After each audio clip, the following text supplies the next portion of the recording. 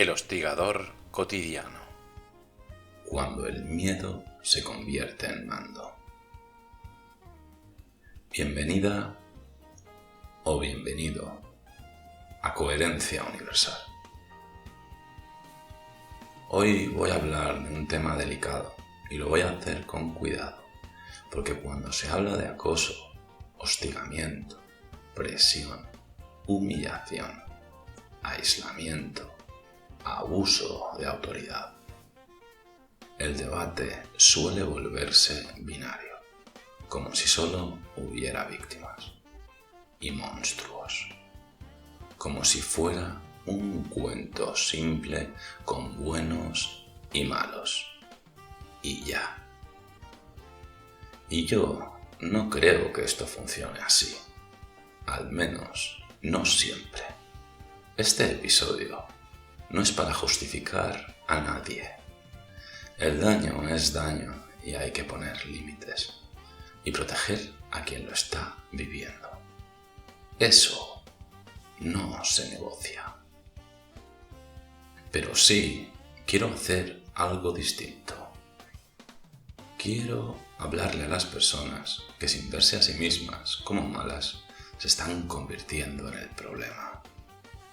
Quiero hablarle a quien no se levanta pensando hoy voy a destrozar a alguien y aún así termina generando un entorno donde el otro se encoge, se apaga y con el tiempo se va. Porque hay una realidad incómoda que se repite en muchísimos lugares. Mucho hostigamiento. No nace de maldad consciente, nace de miedo, de inseguridad, de falta de autogestión emocional y de una cultura que confunde liderazgo con control.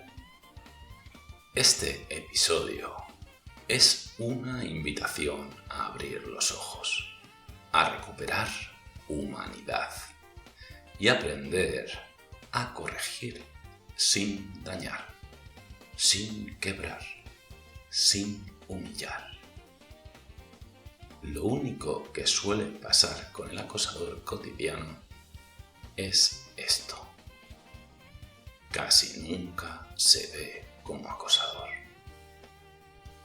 No se dice a sí mismo estoy hostigando.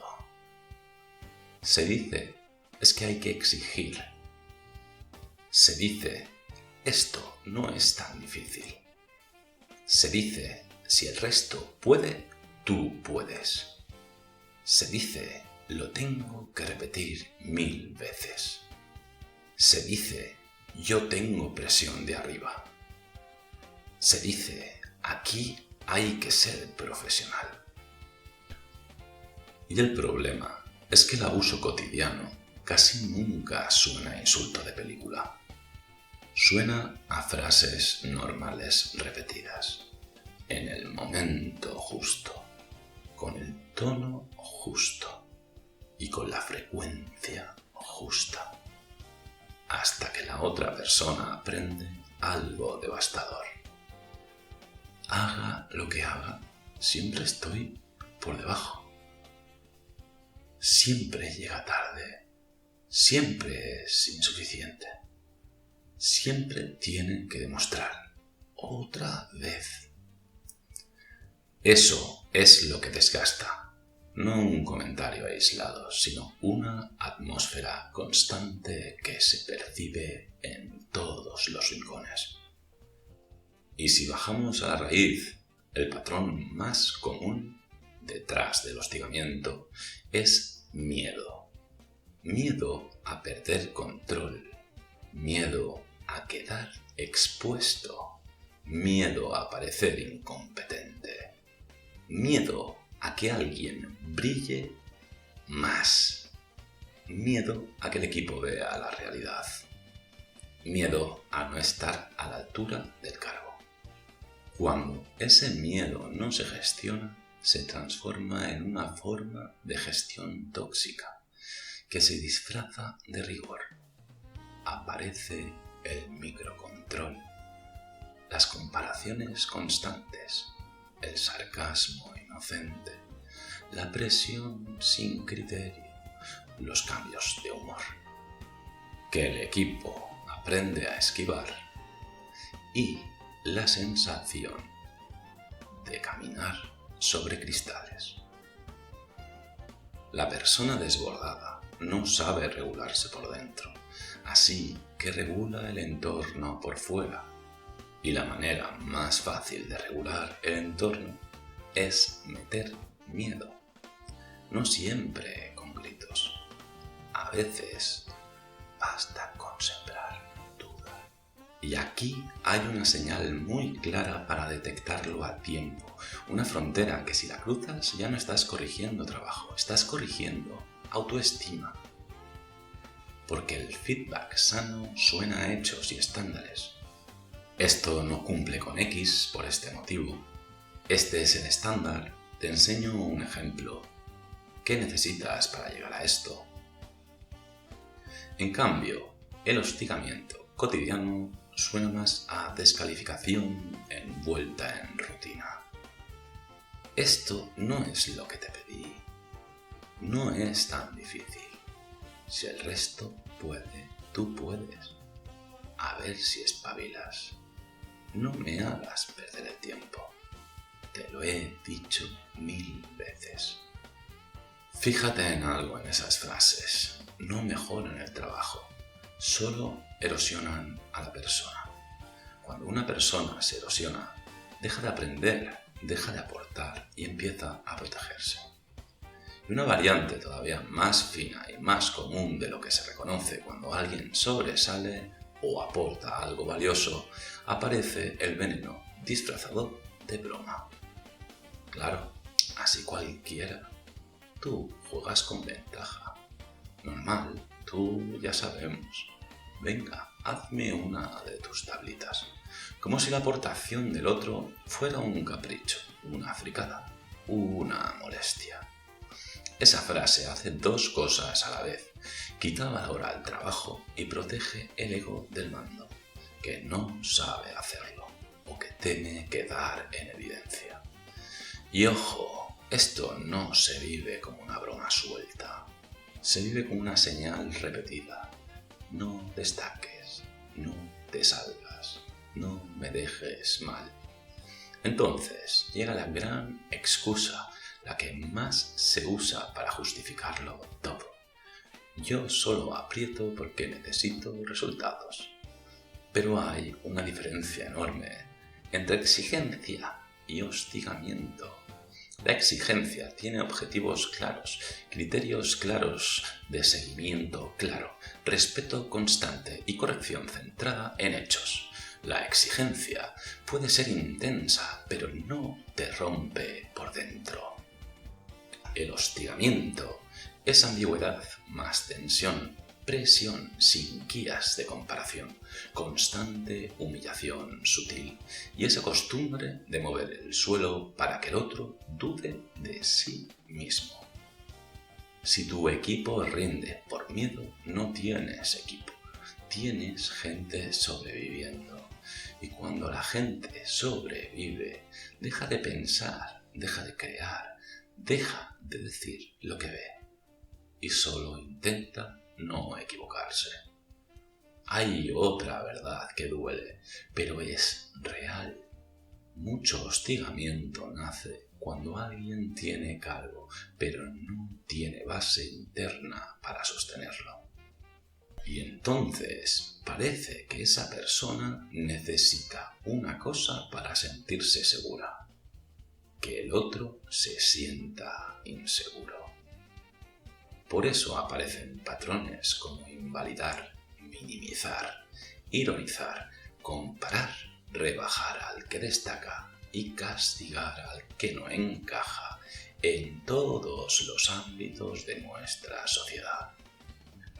Porque si el otro se siente pequeño, el mando se siente grande sin tener que crecer. Y aquí conviene decirlo claro. Un mando que necesita rebajar a su gente para sentirse válido no está liderando, está defendiendo su ego.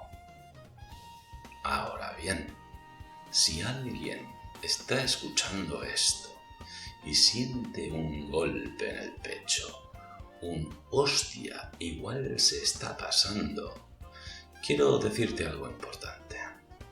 Estar a tiempo es una oportunidad. La salida no es culpa eterna.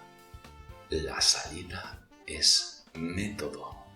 La salida es responsabilizarte de cómo impactas, aunque tu intención no fuera dañar.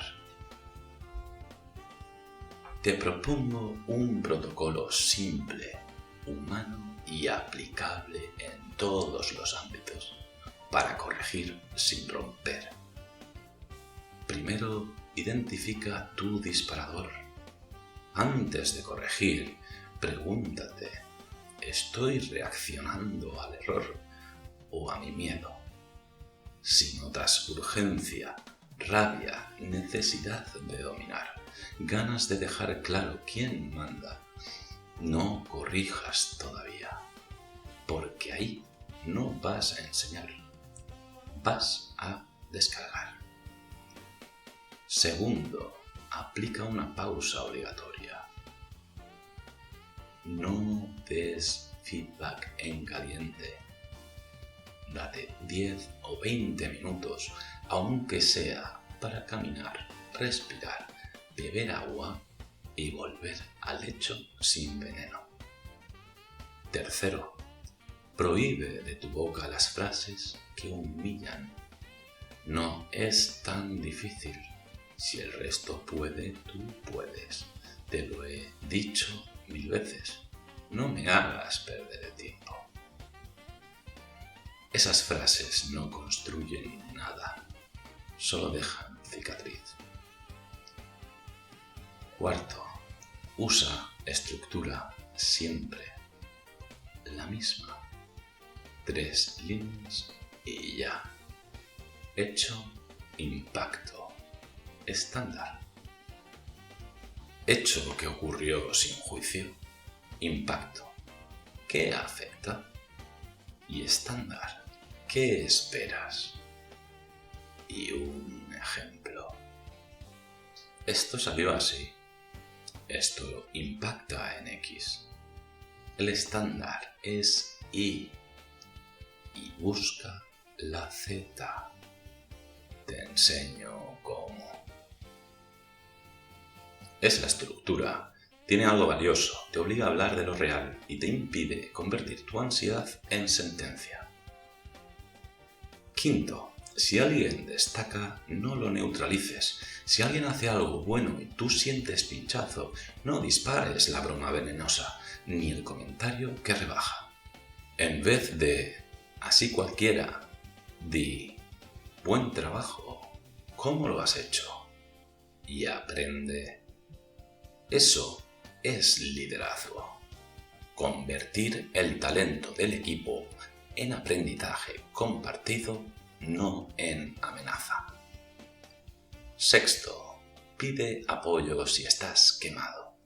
Si eres mando y estás desbordado, lo más profesional es decir necesito apoyo para gestionar esto sin dañar al equipo, porque eso sí es autoridad. La que se responsabiliza, la que se deja supervisar y la que se corrige. Y ahora, una parte esencial. Comprender la raíz no significa tolerar el daño. Entender que alguien actúa desde miedo no significa permitirlo. Significa intervenir mejor. Porque si lo reduces a malo, solo castigas, y a veces castigar no corrige el patrón. Intervenir bien implica límites claros, corrección de conductas concretas, formación real y no cursos de las duraciones que sean meses, años, ¿qué más da? Si no cambia, apartar de función de mando. Humanidad no es permisividad. Humanidad es firmeza con conciencia. Antes de cerrar, quiero hablar de otra cosa que casi siempre se vende como solución y muchas veces no lo es, especialmente con este tipo de perfiles y con organizaciones que no ponen freno.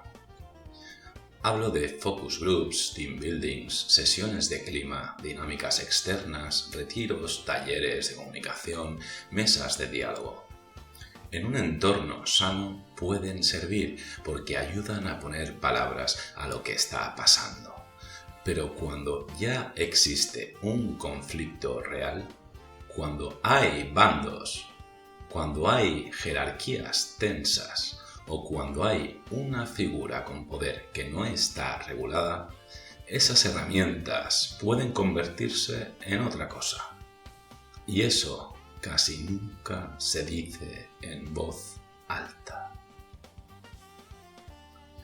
Porque a veces se organiza la gente en grupos, aun sabiendo que hay grupos existentes y tensiones existentes, y se suelta una frase que pretende crear seguridad.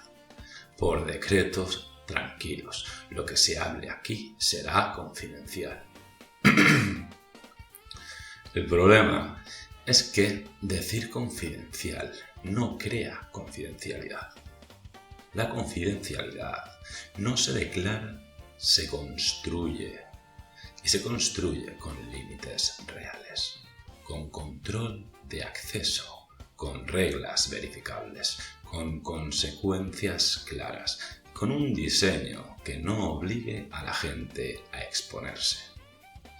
A veces incluso se pide a los participantes que aboguen por esa confidencialidad, como si fuera un compromiso colectivo. Pero nadie puede controlar lo que dice otra persona. Nadie puede garantizar que una frase no salga de la sala. Nadie puede evitar el radio pasillo si el sistema no lo corta. Y pedirle al grupo que sea discreto es una manera elegante de trasladar la responsabilidad a quien menos poder tiene. Luego pasa lo que pasa. Empiezan a aparecer fuera de esas sesiones frases que se dijeron casi tal cual, pero en otras bocas, como si fueran conocimiento común. Y eso no solo rompe la confianza, rompe algo más profundo. Instala la idea de que hablar es peligroso, incluso cuando te dijeron que era seguro. Y a veces ocurre algo todavía más grave, porque ya no es rumor, es extracción. Podemos imaginar un ejemplo, un lugar en el que los superiores pueden llegar a pedir resúmenes de lo que se ha hablado en estas sesiones a alguien de su equipo interno y más cercano, o a alguien de confianza. Y claro, ese pedido nunca se hace por canales trazables. No hay correo, no hay acta, no hay registro. Es una conversación de pasillo, una llamada, un comentario al final del día, porque quien sabe lo que hace, también sabe cómo no dejar huella. Eso convierte lo que debería ser escucha en vigilancia. Convierte una herramienta de cuidado en una herramienta de control. Porque si la información de contexto emocional personal o relacional del equipo puede viajar hacia arriba sin garantías, esa información deja de ser un recurso para proteger y se vuelve munición para gestionar desde el poder. Y lo más revelador es lo que pasa cuando alguien intenta avisarlo antes, con buena fe y con intención de proteger el proceso. Porque a veces la reacción no es curiosidad ni agradecimiento por señalar un riesgo, sino una defensa inmediata, casi como un frenazo. No por ahí. No vayas, que esto lo estamos haciendo bien. Y en ese momento, el foco deja de estar en el mecanismo y pasa a estar en quien lo nombra, como si señalar una grieta fuera a atacar el sistema. Si además existe la práctica de activar a personas del equipo para que vayan a hablar bien de quien tiene poder ante quien corresponda, el proceso se contamina sin necesidad de mentir. Se crea presión social, se fabrica sensación de consenso y el peso se desplaza de la evidencia a la influencia. Y ahí es cuando ese lugar pierde la última oportunidad de corregir, porque en vez de frenar el patrón, lo refuerza con autoridad institucional. Por eso no basta con hacer actividades ni con traer facilitadores externos, si al mismo tiempo no hay límites estructurales y consecuencias reales. Si un lugar quiere usar herramientas de clima con un entorno delicado, solo funcionan con condiciones mínimas.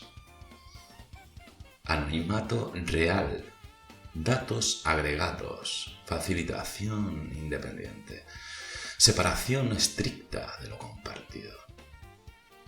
Y cualquier evaluación o trato y mecanismo debe ser trazable para denunciar quiebres de confidencialidad sin represalias.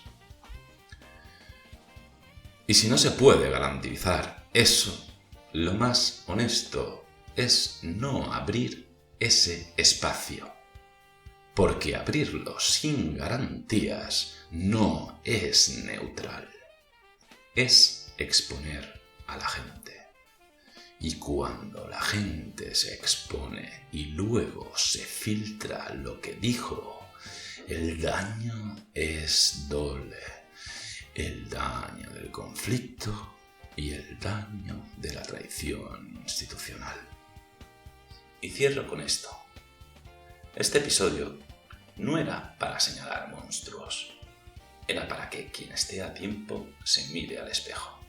Porque muchas veces lo que se llama carácter fuerte es miedo mal gestionado y lo que se llama exigencia es ansiedad descargada. Lo que se llama liderazgo es control disfrazado. La buena noticia es que se puede cambiar, pero solo si una persona deja de justificarse y empieza a responsabilizarse. Muchas gracias por estar.